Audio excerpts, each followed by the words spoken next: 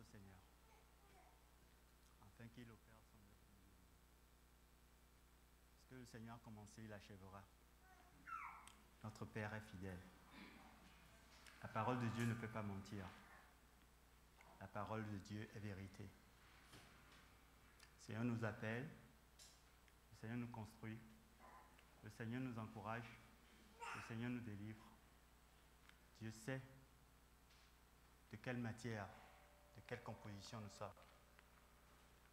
Et Dieu veille à ce que ses enfants ne manquent de rien. Amen. Bénissons le Seigneur pour ce qu'il fait au milieu de nous. Nous continuons de le remercier profondément pour de sa gratitude, de sa bienveillance. Et c'est avec beaucoup de reconnaissance que nous pouvons travailler, œuvre au milieu de la famille EBE. Famille de Dieu, prends courage. Famille de Dieu, ne sois pas découragée. Famille de Dieu, quelle que soit l'ampleur du combat que tu traverses, fais confiance à ton Dieu. Fais-lui vraiment confiance. Je voudrais continuer la lecture du pasteur tout à l'heure, dans Ésaïe, et puis on priera et on continuera. Le Seigneur me met particulièrement à cœur de lire la suite dans Ésaïe 25, parce qu'il y a un message pour beaucoup d'entre nous. Donc je me permets de faire cette introduction, non pas telle que je l'avais à cœur initialement reçue. Ésaïe 25, si tu as ta Bible, peux-tu l'ouvrir s'il te plaît? Et nous allons lire ensemble, à partir du verset 7. Et sur cette montagne, il anéantit le voile qui est sur tous les peuples, la couverture qui couvre toutes les nations. Verset 8. Note-le avec moi. Il engloutit la mort pour toujours. Le Seigneur, l'Éternel, essuie les larmes de tous les visages. Il fait disparaître de toute la terre l'opprobre de son peuple, car l'Éternel a parlé. En ce jour, verset 9, l'on dira, « Voici, c'est notre Dieu en qui nous avons confiance, et c'est lui qui nous sauve. C'est l'Éternel en qui nous avons confiance. Soyons dans l'allégresse et réjouissons-nous de son salut. » Amen. Soyons dans l'allégresse et réjouissons-nous de son salut, car la main de l'Éternel repose sur cette montagne. Amen. Amen. Amen. Amen. Dieu a un message pour toi. Et ce message, sois dans l'allégresse, quelle que soit l'épreuve. Sois dans la joie de ton Seigneur, quelle que soit la difficulté. Parce que Christ règne et règne toujours. Amen. Amen.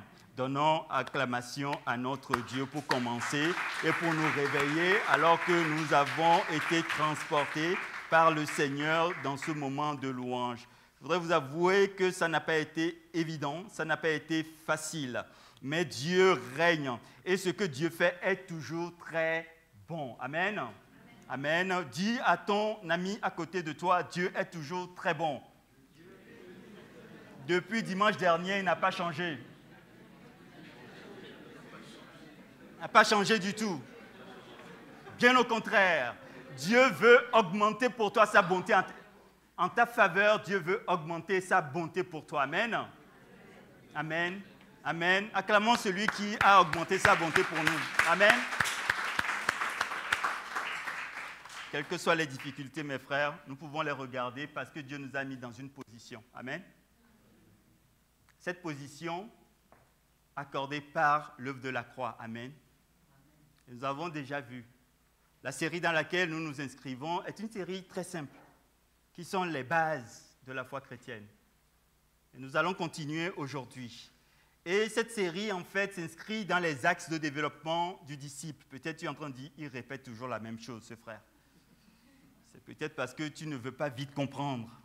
Donc, il est obligé de répéter très longtemps pour que tu comprennes très rapidement. Même s'il y a une ambiguïté dans cette phrase-là. Quels sont les critères à la lumière de la parole de Dieu qui nous permettent de savoir que nous sommes des disciples et de vrais? Dieu n'a pas fait de secret là-dessus. C'est ce que nous sommes en train d'étudier. Amen.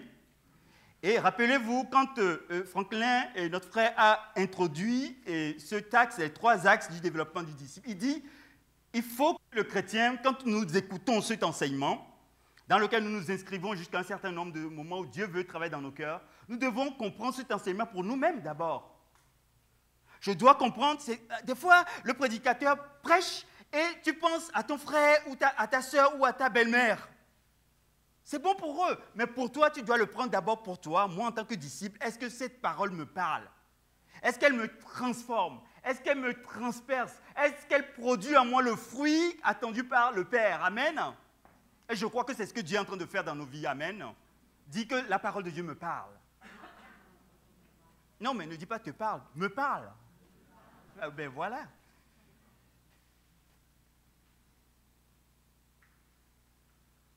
« 15 critères que nous sommes en train de travailler, répartis dans 3 grands principes directeurs. Et ces 3 grands principes directeurs sont associés aux 3 axes du développement du chrétien. D'abord, la position du disciple par la mort de Jésus-Christ gouverne le principe de l'amour. C'est ce que nous avons vu. Et nous avons compris que dans l'axe 1 de la position du disciple, cet axe nous permet de comprendre une chose, que la position du disciple est déterminée par la mort du Seigneur Jésus-Christ pour toi et pour moi. Amen. Et par cette mort, Dieu nous a démontré de façon très puissante et très authentique son amour pour nous. Amen. C'est par la mort que nous savons que l'amour a été effectif pour ta vie et pour ma vie. Par la mort du Seigneur, nous avons fait l'expérience de la nature de Dieu, car Dieu est amour. Je reviens là-dessus parce que quand nous allons dérouler au fur et à mesure, vous verrez que les liens sont très, très, très étroits et qu'il faut comprendre les choses. La Bible dit dans Jean chapitre 3 verset 16 que « Car Dieu a tant aimé le monde qu'il a donné son Fils unique, afin que quiconque croit en lui ne périsse point, mais qu'il ait la vie éternelle. » Amen. C'est ce que Dieu a fait pour nous. Par l'amour du Seigneur Jésus, le disciple du Seigneur reçoit l'amour de Dieu qui va produire en lui-même une transformation profonde qui le rend capable d'aimer son prochain. C'est parce que Dieu nous a aimés que nous sommes capables d'aimer comme Dieu le souhaite. Non pas parce que nous aimons nous-mêmes naturellement. L'amour naturel, vous savez, frères et sœurs, a des limites. Mais Dieu veut qu'on aime en suivant selon ses principes à lui, selon son amour agapéo à lui. Parce que c'est au travers de cet amour, nous avons vu, frères et sœurs, amis,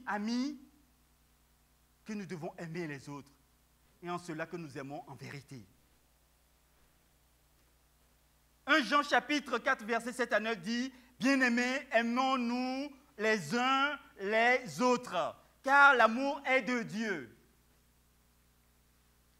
Et quiconque aime est né de Dieu et connaît Dieu. »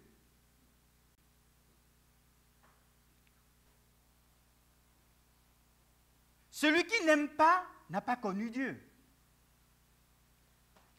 Car Dieu est amour. L'amour de Dieu a été manifesté envers nous en ce que Dieu a envoyé son Fils unique dans le monde afin que nous vivions par lui. Amen. Ça, c'est le cas de l'amour. La marche du disciple par la résurrection en Jésus gouverne le principe de la séparation. C'est là où nous sommes dans la série de ce mois-ci.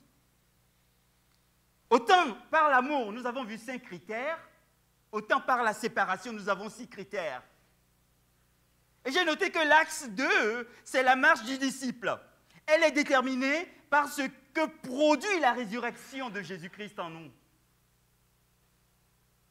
La résurrection de Jésus-Christ a des conséquences dans ta vie en tant que chrétien, en tant qu'enfant de Dieu, en tant que fille, fils du roi des rois. C'est une révélation que Dieu nous donne par son esprit.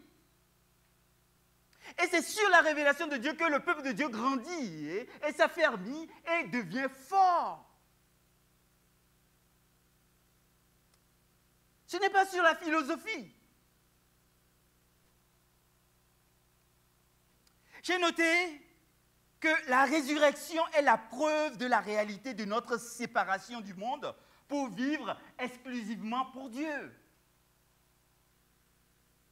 Un enfant de Dieu qui n'a pas compris qu'il a été racheté pour vivre exclusivement pour Dieu va avoir des combats auxquels il n'aura pas de solution.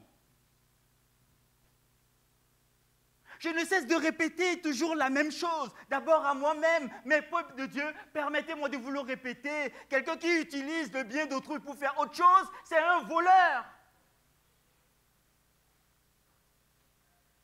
Ma vie ne m'appartient pas. Ma vie appartient à mon Sauveur, à mon Seigneur, celui qui m'a racheté. C'est en cela que nous ne pouvons pas faire ce qu'on veut de nos corps. Qu'en pensent les bons penseurs, les grands penseurs, les repenseurs et les pensateurs? C'est parce que Dieu pense de nous. Et en cela, nous voyons la dernière fois que Dieu a jugé bon de faire de notre corps. De notre corps, il a fait le temple de quoi? De qui? Du Saint-Esprit. Tu ne t'appartiens pas.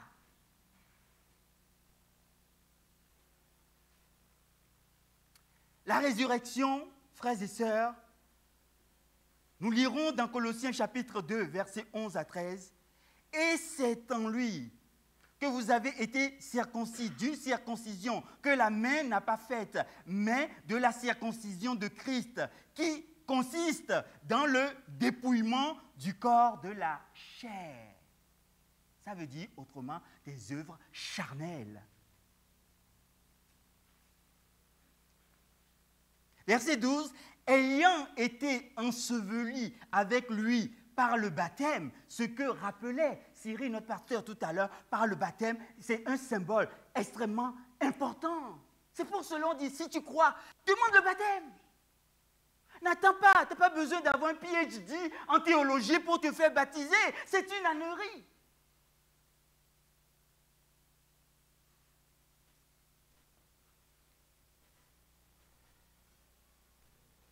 Vous êtes aussi ressuscités en lui et avec lui par la foi en la puissance de Dieu. C'est ce que la Bible dit. Nous sommes, peuple de Dieu, famille de Dieu, nous sommes ressuscités, aussi ressuscités en lui. C'est-à-dire que quand Christ est ressuscité, nous étions en lui. Ça veut dire quoi? Ça veut dire que c'est une œuvre achevée. Amen. Est-ce que Christ est ressuscité ou pas? Il est glorifié. Il est intronisé. Donc c'est une œuvre achevée pour nous, dans laquelle un jour, Dieu par sa grâce nous permet de prendre conscience et de rentrer dans ce que Dieu a déjà fait pour nous. Vous voyez comment notre Dieu est extraordinaire? Le repas est déjà préparé. La table est déjà dressée. Les victoires ont déjà été acquises et accordées pour toi et pour moi. Et à un moment donné, le Saint-Esprit parle à ton cœur et tu réalises ces choses. Et quand tu les réalises, tu rentres dans ce que Dieu a déjà fait pour toi. Amen. Quelle expérience, dis à ton frère, à ta soeur, quelle expérience glorieuse et bénie. Dis-lui que la table est déjà prête. Le repas est servi. Mais viens, on va manger. Amen. Adonnons acclamation à notre Dieu.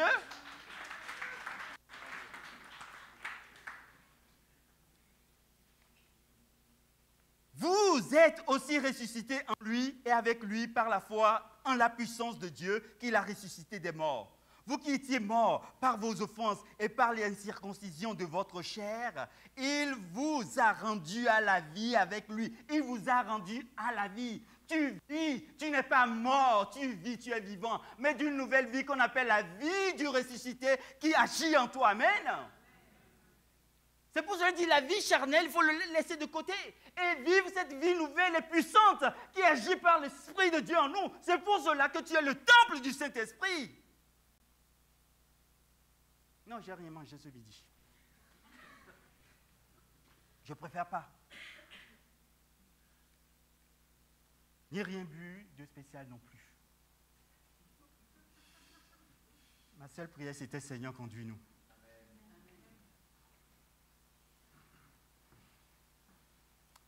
La résurrection produit et a rendu possible notre séparation, la séparation de différents domaines.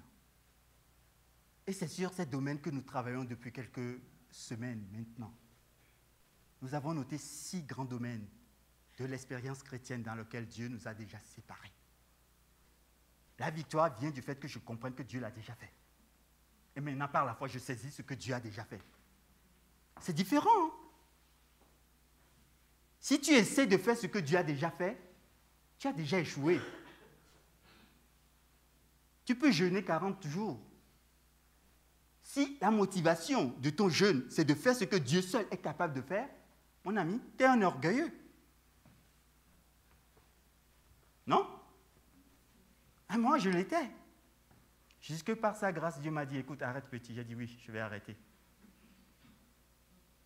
Après, je lui ai récité, la chair est faible, et l'esprit est bien disposé. J'ai dit, laisse tomber. Tu acceptes ce que Dieu a fait déjà pour toi, accompli déjà pour toi. Et tu rentres dans la victoire du Père. Et ça, c'est ce qu'on appelle la foi. La foi se saisit de la réalité de Dieu et s'en approprie. Et par la prière, nous vivons ensemble. Pourquoi? Parce que cela est possible. Pourquoi? Parce que je suis le temple du Saint-Esprit, c'est-à-dire Dieu habite en moi. Amen. Amen. C'est ça l'histoire. Je peux m'arrêter là. Amen. Hein? Frère Dieu, c'est bon. Amen, arrête-toi. Hein? Amen. Amen. Je peux m'arrêter là. Vous voyez, Satan aussi que je donne la suite. Permets-moi de partager encore quelques éléments avec toi avant de m'arrêter. Amen. C'est vraiment important de comprendre cela. Et le diable lutte contre nous pour saisir par la foi ce que Dieu a déjà fait pour nous. Le plus gros des combats des chrétiens, vous et moi, c'est que le diable et le monde et la chair luttent contre nous. Ils ne veulent pas. Ils se sont organisés, en bande organisée, indisciplinée, pour nous empêcher de rentrer dans la victoire que Christ a déjà acquise pour nous. Amen. Tu es un homme, une femme de victoire. Amen. Tu peux le dire à ton frère, à ta soeur à côté de toi. Tu es dans la victoire de Dieu. Ça, c'est le début, ça. Personne ne dit rien à la soeur qui est là. Quelqu'un peut lui dire qu'elle est dans la victoire de Dieu. Amen. À qui on n'a pas parlé? Tu es dans la victoire de Dieu. Pour aller plus loin, tu es la victoire de Dieu. Tu peux lui dire à ton frère, à ta soeur, sans oublier la soeur qu'on a oubliée tout à l'heure, c'est pas sérieux ça?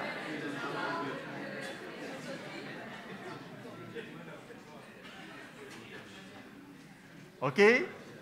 Tu es dans la victoire, tu es la victoire. Maintenant, tu vas lui dire, vis la victoire de ton Seigneur. Et regarde-le sérieusement, c'est un ordre que je te donne. Vis la victoire de Dieu.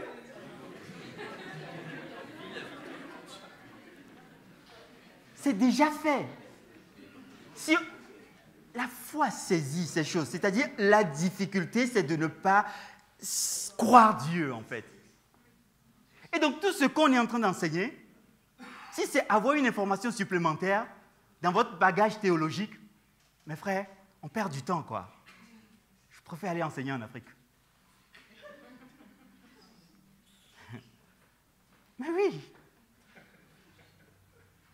je préfère. Les 6 dimensions vont toucher d'abord une séparation avec la pression ou de la pression et des préoccupations terrestres provenant du cercle familial et des liens sociaux. Pour faire de Dieu, de son royaume et de sa justice la priorité des priorités. On a largement discuté là-dessus la dernière fois. Je ne vais pas recommencer, je vous assure. La famille, les amis, les collègues, les voisins.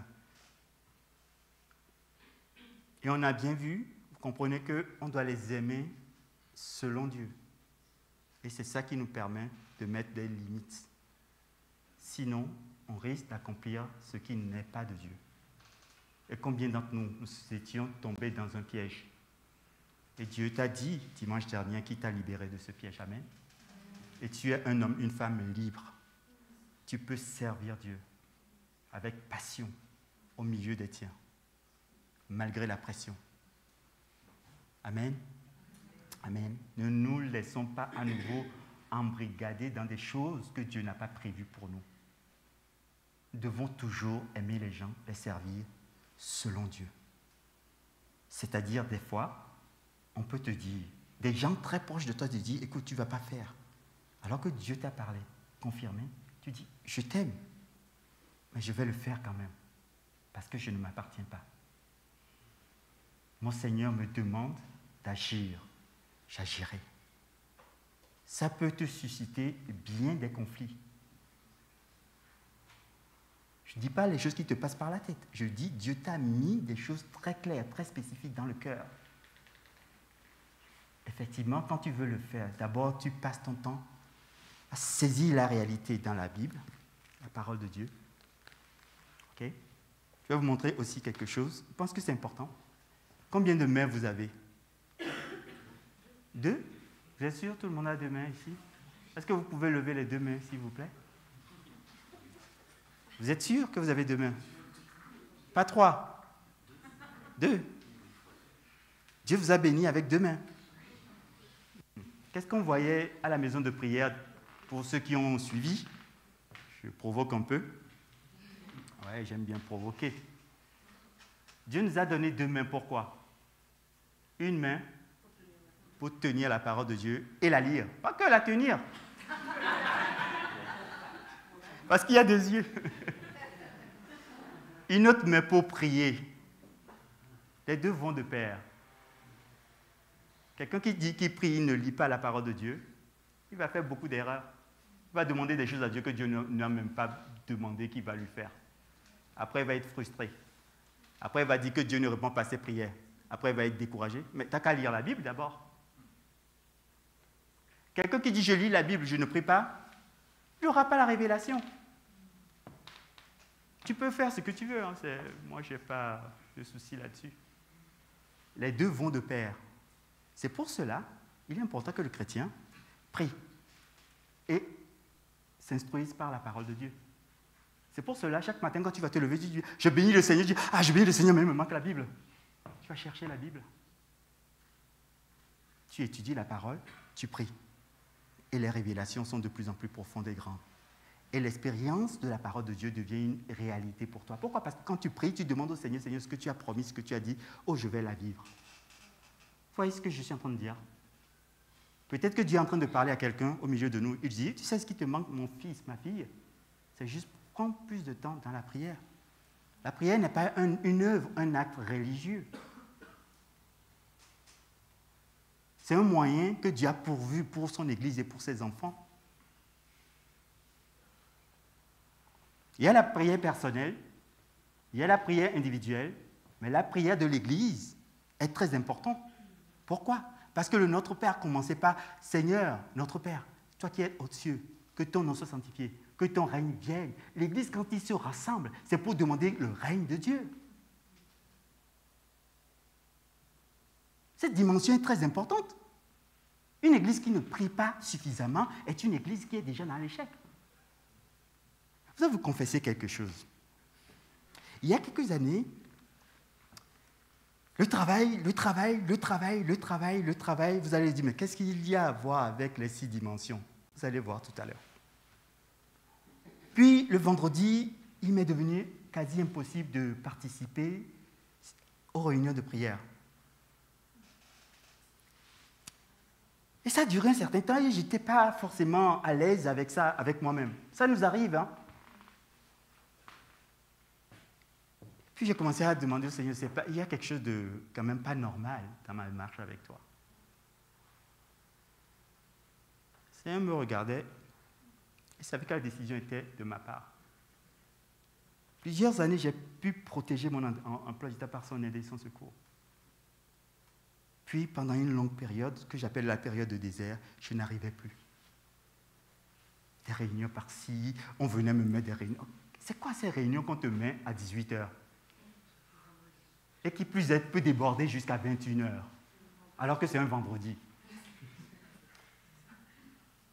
Il y a 5 jours dans la semaine où tu peux faire des réunions.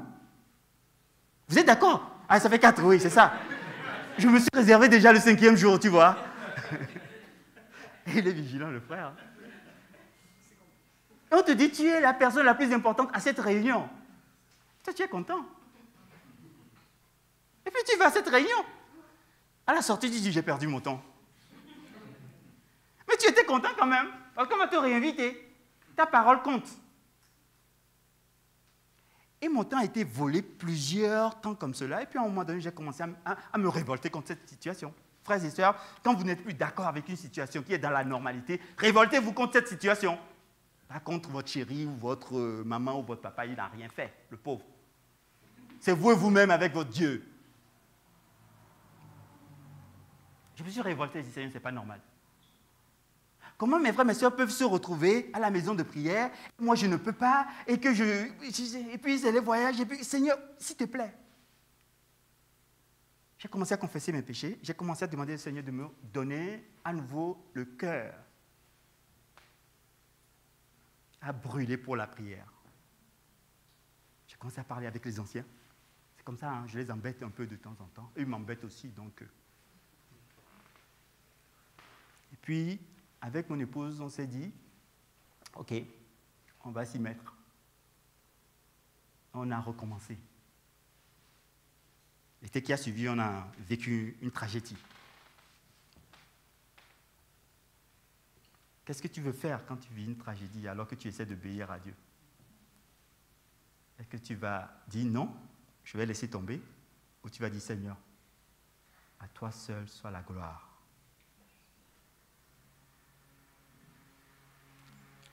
Je ne dis pas que ce soit facile. Pourquoi je reviens là-dessus? Parce que suite à la prédication de dimanche dernier, j'ai eu pas mal d'échanges avec les uns les autres. L'idée n'est pas que tu vives dans la culpabilité par rapport à la prière. Il faudrait vraiment te le dire. Sois dans la paix avec ces genres de choses. L'idée, c'est de dire devant le Seigneur, ma part dans la réunion de l'Assemblée, y compris les réunions de vendredi, c'est important. Quand tu vis, tu viens et tu donnes un message, tu peux changer une vie. Dieu veut t'utiliser. Donc aujourd'hui, Dieu nous a permis, parce qu'on a eu d'autres frères et sœurs qui ont dit aussi la question de distance, donc on est en hybride.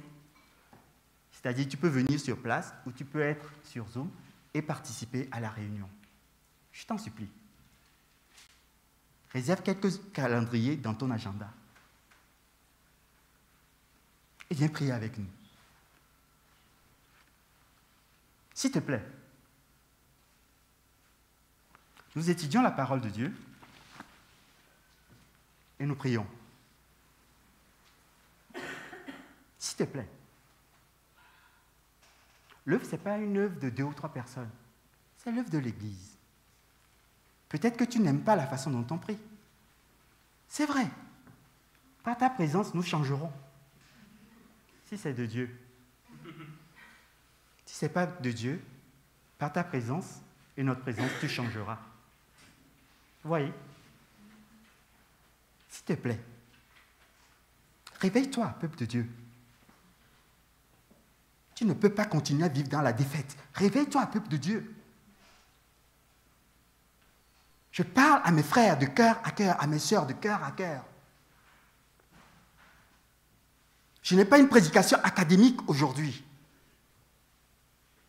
6 dimensions dans lesquelles Dieu nous a complètement transformés. Quels sont les liens qui nous empêchent de servir Dieu? Quelles sont les excuses qui nous empêchent de servir Dieu? Quelles sont les choses qui sont tellement si importantes que nous ne pouvons plus avoir du temps pour servir Dieu?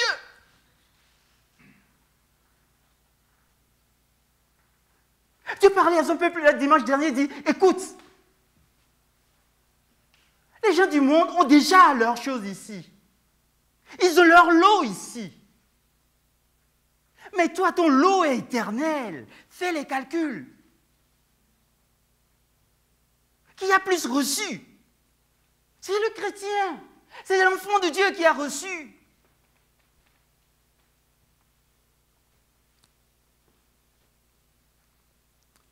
Aujourd'hui, nous voulons juste aborder que notre séparation par la résurrection a été opérée aussi avec le moins orgueilleux, en agissant selon le caractère transformé par Christ et en marchant suivant le modèle du Seigneur.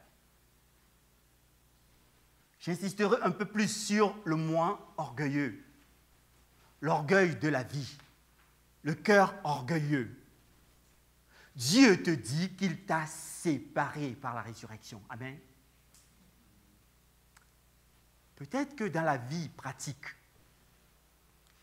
tu as encore des réminiscences, un mot savant. Ça revient. De ton caractère. Dis-toi que Dieu t'a mis dans une place, dans une position, dans une posture où les choses ont déjà changé. Amen. Et c'est parce que tu es à cette position que tu peux commander, gouverner, diriger. Amen. Okay. Une séparation avec tout péché pour vivre exclusivement pour Christ et sa gloire. Le troisième point. Une séparation du monde en tant que système organisé contre le règne de Dieu. Quatrième point. Cinquième domaine, une séparation pour suivre le Seigneur en portant sa croix avec persévérance. Et sixième domaine, une séparation en renonçant à tout pour gagner Christ et la couronne de gloire que Dieu a réservée à chacun et à chacune de ses filles, à chacun de ses fils. Amen. 6 domaines de séparation. Et c'est parce que Dieu a opéré cette séparation. C'est-à-dire, Dieu t'a pris d'un monde et t'a planté dans un autre monde. Du monde des ténèbres, tu as été pris. Et Dieu t'a mis dans le monde de son Fils, le royaume de Dieu, que les choses deviennent possibles pour toi. Amen. Tu ne te bats pas parce que tu as quelqu'un qui n'a pas de ressources. Tu te bats parce que tu as des ressources. Et tes ressources viennent d'en haut. Ta victoire est assurée. Qu'on ne nous trompe pas.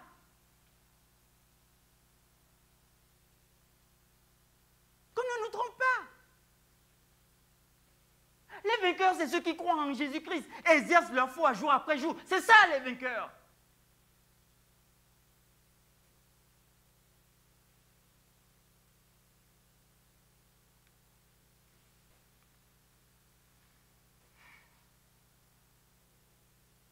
Qu'est-ce que l'orgueil? C'est une tragédie, l'orgueil. Combien de familles ont été décimées à cause de l'orgueil? Combien de relations ont été abîmées à cause de l'orgueil? Combien de vies ont été perdues à cause de l'orgueil? Combien de mariages ont été détruits à cause de l'orgueil? Combien de relations entre parents et enfants ont été complètement saccagées à cause de l'orgueil? Ah oui. C'est pour cela Dieu, connaissant la nature humaine, nous a séparés d'avance. Si on doit retenir quelque chose, c'est que sur l'orgueil, Dieu nous a séparés. Donc ça devient possible. Je peux vivre en dominant sur l'orgueil. C'est là mes propos. Ça ne veut pas dire que j'aurai des réminiscences ou des relents. Mais je peux dire, sur cette action-là, j'assujettis l'orgueil. Et je marche selon Dieu, en toute humilité. C'est là ma victoire. Amen. On va s'arrêter là. Ouais, David a dit, il n'a pas fait la moitié de son slide. Que Dieu bénisse mon frère David.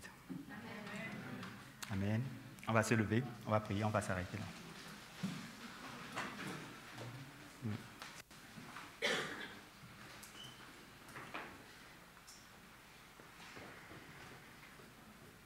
Alléluia.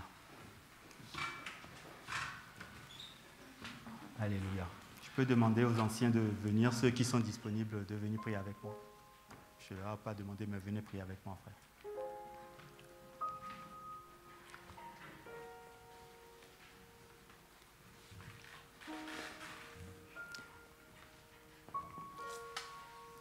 Nous allons prier ensemble.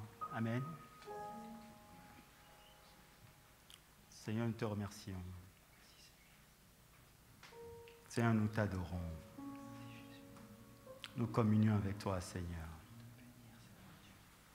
Nous recevons pleinement de ta présence. Toi qui as changé nos cœurs. Toi qui nous as séparés. Toi le plus grand vainqueur. Oh Seigneur. Merci Seigneur. Merci Seigneur. Tu nous as emportés dans la résurrection avec toi Seigneur. Ce jour-là Seigneur, quand tu étais ressuscité, je l'étais avec toi Seigneur. Séparé Seigneur.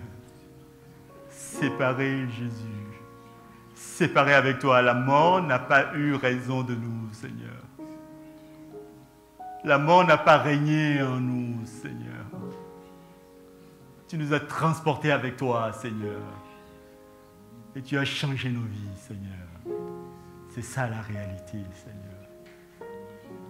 Un homme nouveau, une femme nouvelle. Oh, Seigneur. Alors l'orgueil n'a aucune place avec les enfants de Dieu.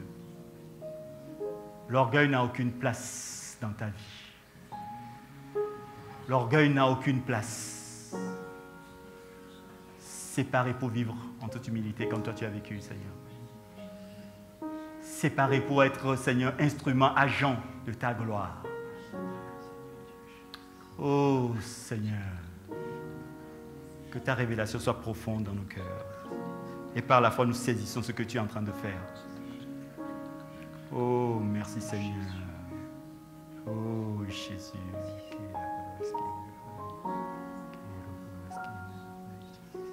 Seigneur, saisis-toi de tes serviteurs, de tes servantes. Tu nous as appelés des vases d'argile.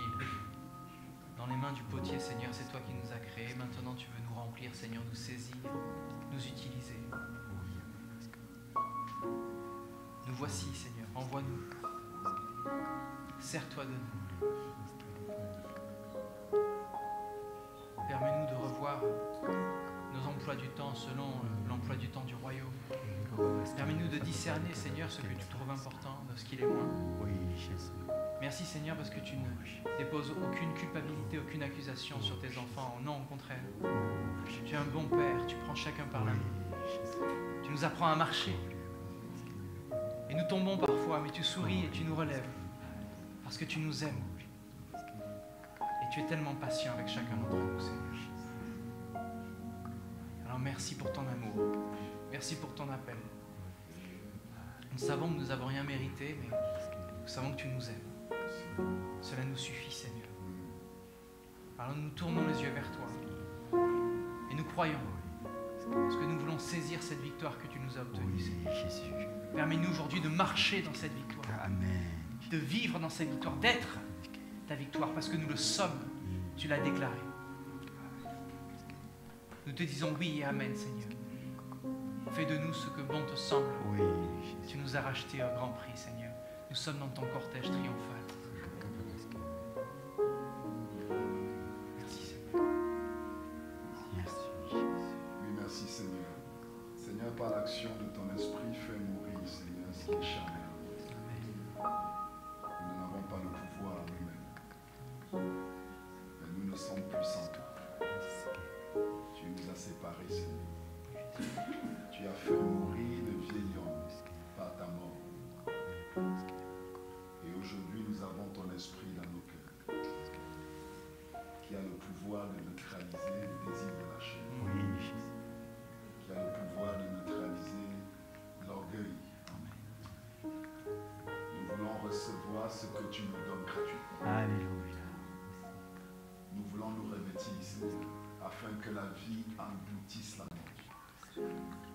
Fais-nous vivre les fruits de la résurrection. Oui, Jésus.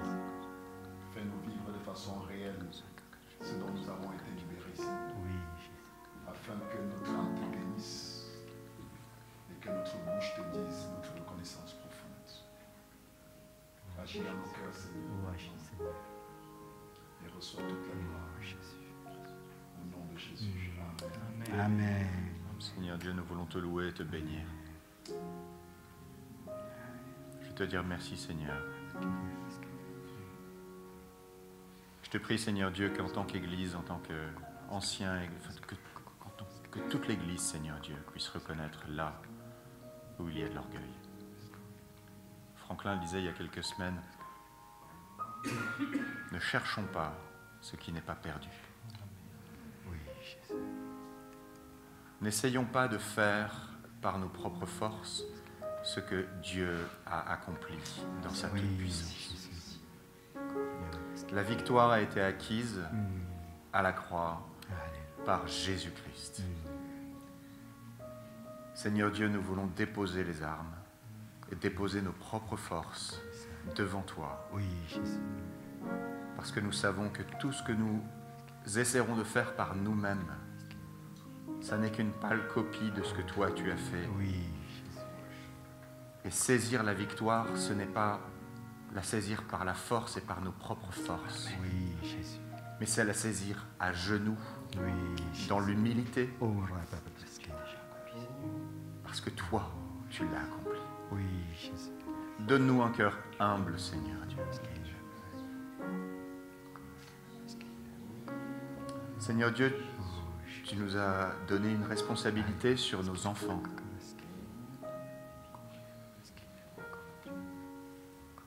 Il y a plusieurs qui s'inquiètent pour leurs enfants ce soir.